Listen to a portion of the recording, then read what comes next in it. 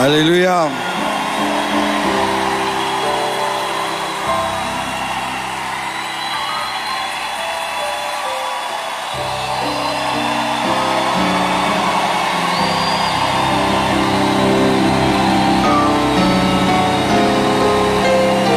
Merci. Prenez place, s'il vous plaît.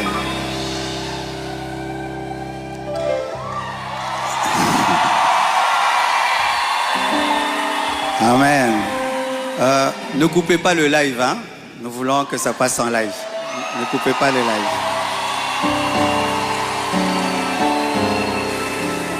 Alors, vous remarquez la présence de quelqu'un à côté de moi.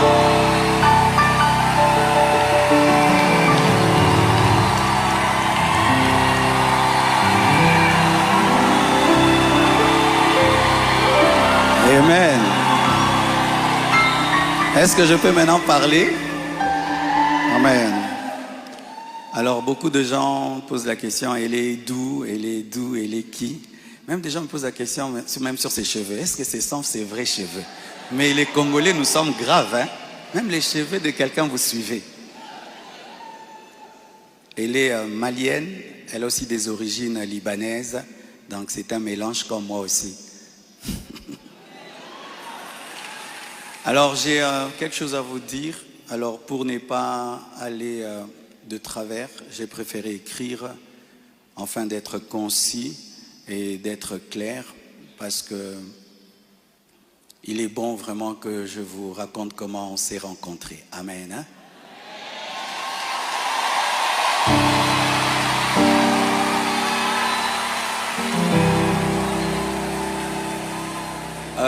Est-ce qu'il y a quelqu'un qui parle en lingala? J'aimerais aussi que ceux qui parlent le lingala entendent.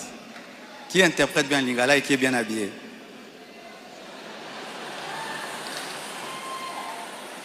Ok, on va traduire pour ceux qui parlent en lingala un jour.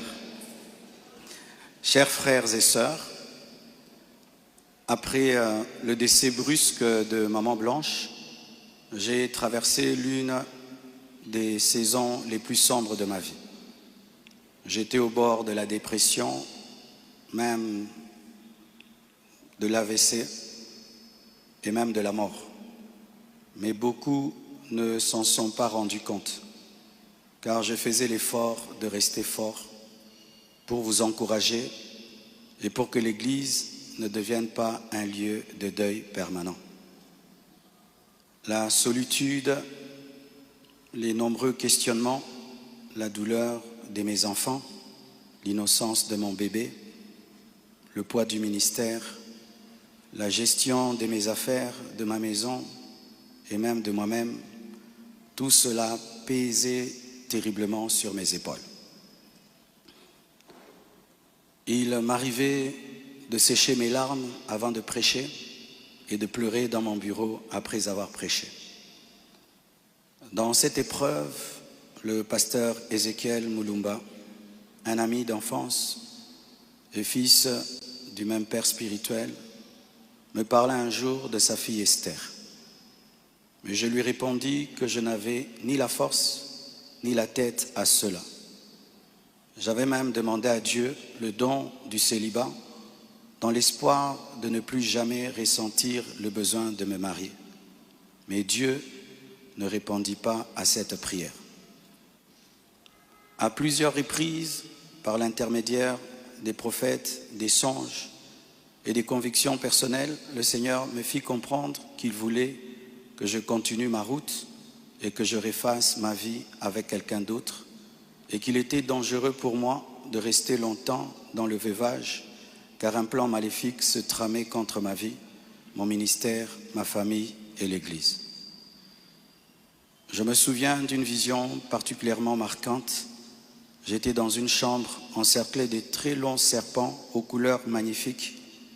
Ils faisaient semblant de dormir, attendant que je marche sur l'un d'eux pour m'attaquer. Leur venin était aussi mortel que la beauté de leur couleur. Un seul carré d'1 mètre sur 1 mètre me servait de refuge. La pièce avait une unique fenêtre qui ne pouvait s'ouvrir que de l'extérieur. Et je voyais une servante de Dieu venir ouvrir la fenêtre afin que je puisse m'échapper. Dans cette agonie intérieure, le Seigneur me poussa à recontacter le prophète Ézéchiel, qui me donna le numéro d'Esther. Mais au début, elle ne répondait pas. J'en fis part au prophète qui lui transmit alors mon propre numéro. La première chose que je lui avais demandé, c'était de prier pour moi. Ensuite, nous avons commencé à échanger. Je lui ouvrais mon cœur, elle m'écoutait, me soutenait, priait avec moi, tout en continuant à remplir fidèlement ses responsabilités au travail, parce qu'elle était une responsable là où elle travaillait. Et à l'église, elle était plutôt photographe, caméraman, modératrice, prédicatrice. Elle était diaconesse et elle était consacrée pasteur. Et elle continue à remplir fidèlement ses responsabilités au travail à l'église, même très tard la nuit, quand j'avais des insomnies et malgré le décalage horaire de 5 et 6 heures. Au fil du temps, une relation sincère est née. Une flamme s'est allumée et dans mon cœur, j'ai eu l'assurance que c'était elle. J'en ai parlé à son pasteur, à mes parents, à mes pères spirituels et à mes amis, afin de ne rien faire sans rédévabilité, conseils et prières des autres.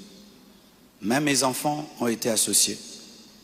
Ils ont souhaité la rencontrer, ce qui s'est fait selon le timing de Dieu à Bruxelles. Le Seigneur m'avait parlé d'une période d'1 an. Il ne l'a pas dit qu'à moi, mais à d'autres, y compris certains d'entre vous. Plusieurs ont même reçu des détails précis la concernant, ce qui confirmait ma direction. C'est pourquoi le mariage a été célébré le mercredi 23 juillet en Belgique. J'aurais aimé qu'il ait lieu à Kinshasa, mais cela aurait été trop coûteux et compliqué à organiser. Je comprends que certains aient été surpris ou même blessés par cette démarche qu'ils trouvent très rapide, mais sachez que pour vous, c'est une année. Mais moi, j'ai senti que j'ai fait 3 ans, tellement que c'était terrible, mais je ne pouvais pas, sur cette chair, vous relater ma vie. Si cela vous a offensé, je vous présente mes excuses les plus sincères, mais sachez ceci, le Seigneur s'est servi d'Esther pour que mes enfants, après avoir perdu leur mère, ne perdent pas leur père, pour que la compassion ait toujours un pasteur debout. Je l'aime profondément.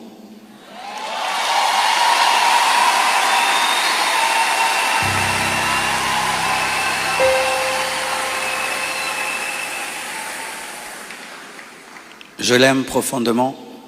Elle n'est pas venue pour effacer la mémoire de Maman Blanche, mais pour continuer l'œuvre, comme Élisée après Élie, avec humilité et soumission à Dieu.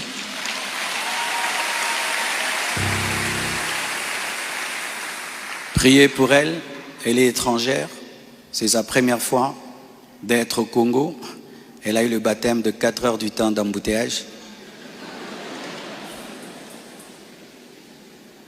Et aujourd'hui, Dieu a fait grâce, il fait froid. Je lui ai dit, tu sens le froid quand même? Elle a dit, mais c'est climatisé. Je dis, non, c'est le vent. Priez pour elle, portez-la dans vos cœurs, comme vous m'avez toujours porté dans les vôtres. Demeurez en paix et continuez à prier pour nous, pour toutes ces certaines choses que vous entendez.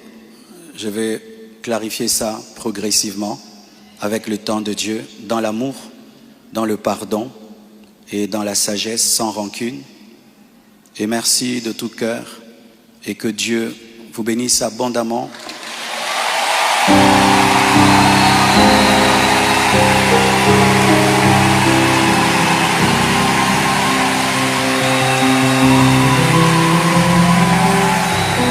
Pour votre soutien, vous avez prouvé au monde que vous êtes une église mature.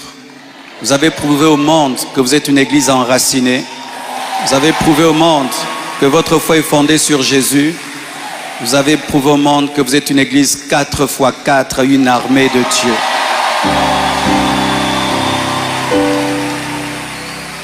Des fois, j'ai dit à Dieu, tu as beaucoup de serviteurs, pourquoi tout ça c'est moi? Il y a beaucoup d'églises au Congo, pourquoi la compassion, la pluie, les écrans qui tombent sur les gens? Mais nous avons une grande destinée. Un jour, nous comprendrons pourquoi tout ça. Alléluia. Aujourd'hui, nous voulons que vous puissiez prier pour nous. On a prié pour nous à Bruxelles, mais votre prière me manquait. Priez pour nous, s'il vous plaît.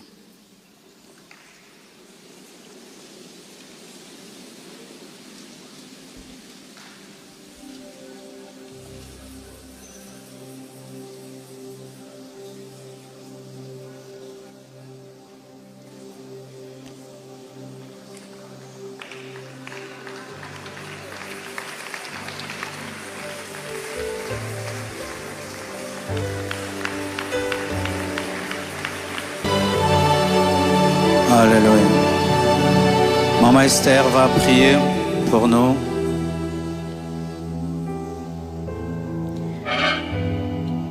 Seigneur, nous voulons te rendre grâce ce matin pour cette première journée, ce premier matin des 25 matins. Nous te rendons grâce éternelle pour tout ce qui a pris place en ce lieu. Nous te disons merci Seigneur parce que nous avons déjà expérimenté ta présence. Nous pouvons palper et sentir ta présence en ce lieu. Et pour cela, nous te rendons des actions de grâce. Nous ne prenons pas part pour acquis ta présence, mais nous savons que c'est un privilège que tu nous accordes de la manifester en ce lieu. Et c'est pourquoi ce matin, nous te disons merci. Nous te recommandons également les restants des 25 matins. Nous prions, Seigneur mon Dieu, que nous puissions expérimenter ta présence jour après jour et davantage en ce lieu. Que nous allions dans une profondeur de ta présence. Nous allions encore plus en profondeur dans ta présence. Que nous expérimentions, Seigneur, une dimension que nous n'avons jamais expérimentée auparavant. Et que, Seigneur, tout un chacun ici présent qui a délaissé sa demeure pour venir en ce lieu, et toute l'Église Compassion rentre dans une nouvelle saison à partir d'aujourd'hui. Nous recommandons, Seigneur, tous les orateurs qui vont fouler cet autel, Seigneur. Nous prions, Seigneur, que ça ne soit pas, Seigneur, de par leurs propres mots, par leur propre intelligence qu'ils parlent, mais que ce soit, Seigneur, les oracles de Dieu qu'ils déclarent en ce lieu. Seigneur, nous te recommandons, Seigneur, le retour de toute personne ici présente, Seigneur. Nous prions que tu les protèges, que tu les gardes, que tu préserves, Seigneur, chacun des membres, chacune des familles de cette Église et tous ceux qui nous suivent à distance sur les réseaux sociaux. Bénis le restant de cette journée. Bénis la journée de demain, le culte de demain, Seigneur. Et que toute la gloire te revienne. Tous les honneurs te reviennent, Seigneur. Que toutes les acclamations, Seigneur, montent au-devant de ton trône. Car toi seul es digne, Seigneur, de recevoir notre adoration, notre louange. Tu es le roi des rois. Tu es le Seigneur des seigneurs.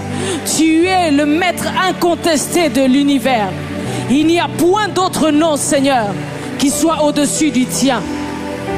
Sois élevé, Seigneur. Sois glorifié.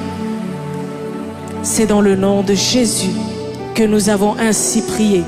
Ensemble, nous disons Amen. Que Dieu vous bénisse. Bon retour dans vos maisons. Amen. J'invite les hommes de Dieu, les leaders, ils vont monter. Nous allons prier ensemble.